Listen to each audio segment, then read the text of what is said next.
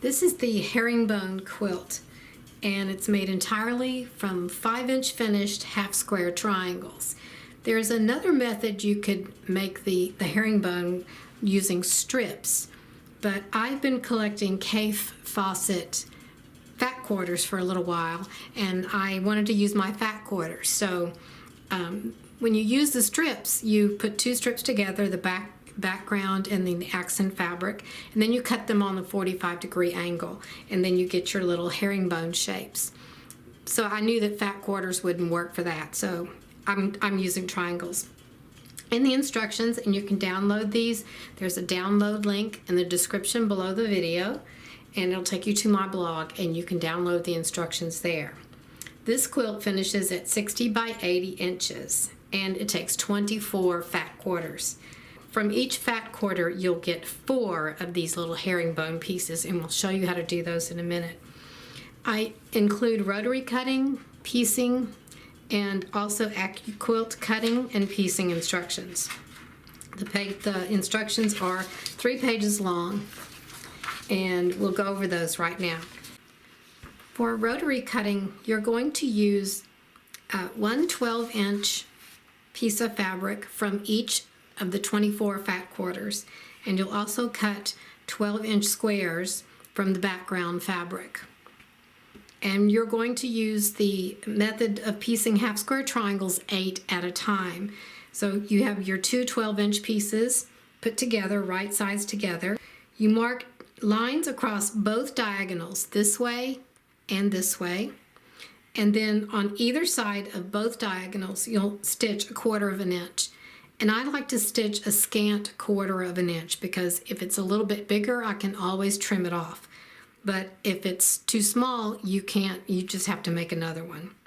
So now I've stitched these 2 diagonal lines on either side.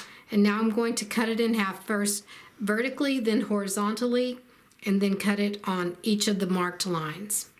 And the instructions for doing that in a little diagram will be on page 2 of your instructions.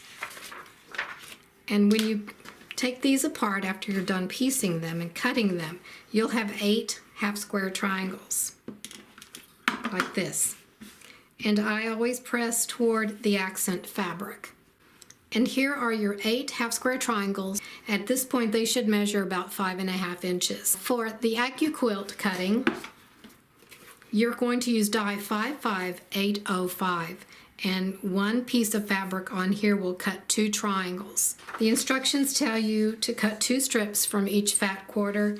You're going to fold them in half and put them on the die, and you can cut all 8 at once.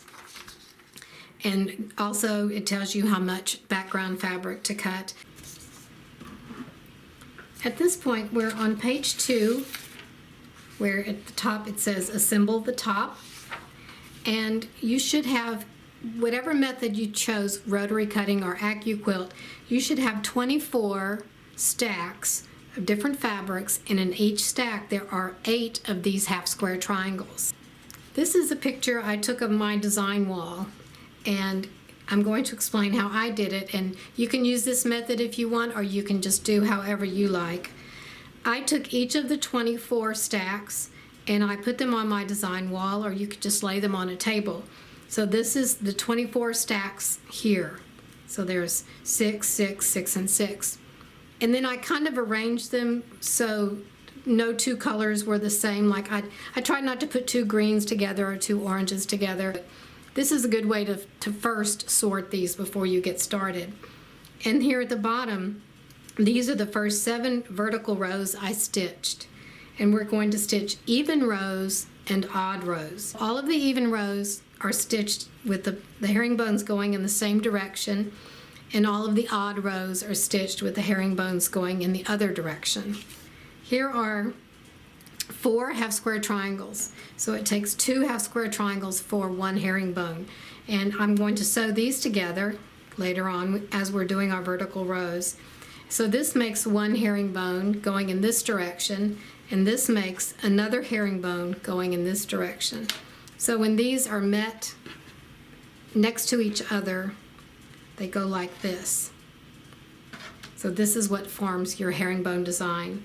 between your vertical rows. Once you've laid out your 24 stacks, we're going to take one row at a time. So row 1 is going to be our odd row, and this diagram here shows you how to lay out the herringbone pieces. So what I did was, it tells you to take 2 half square triangles from each of the first 8 stacks. So I went here and I took 2 from this stack, 2 from this stack, and so on until I took them from the first 8 stacks. And that's your order you're going to piece your vertical row. And this shows you, this I turned it and rotated it horizontally because this is how we usually see things. You know, if you're laying these out horizontally in front of you, this is what it looks like, but it's identical to this one. And this is the odd row diagram. So you'll go through and then just stitch your odd row number 1. Now after you stitch the first row, row 1, and after you stitch every row, take a scrap of paper and write the number on it. So for the first one, write number 1, and then just pin this to the top of the row because you don't want to get them confused of which is the top or the bottom. So this will tell you that this is row 1 and it's pinned to the top of the row. So it would be to the top of this row here. And you can see in the picture here what I've done, that these are stuck to the design wall, but they're in order, and there's little pieces of paper on here that say 1, 2, 3, 4, and so on. For the odd number rows, press the seams toward the top. So you'll press the odd number rows up in this direction. And then when you get to row 2, you're going to do the same thing, but you're going to press down. All the even number rows will be pressed down. This way, when you stitch the rows together, you'll have opposing seam lines or seam allowances, and you'll be able to nest those seams and get really nice pretty points here. Then for row number 2, you're going to take 2 half square triangles from each of the stacks, number 9 through 16. So you'll pick up with stack number 9, so this is 6, 7, 8. You'll start at number 9, and you'll take 9, 10, 11, 12, all the way through 16. You'll take 2 from each. But now the even rows have something a little bit different. If you look at the top of the even row, there is half of a herringbone unit. So there's 1 half square triangle up here, and then if you look down here, here is the other one down here. So we have our stack of 16, and we're going to take one from the top and put it at the bottom. So you'll have one here, and then the second one is at the bottom of your stack, and then you piece that together. And here is the row number 2 shown horizontally, and this says the top side.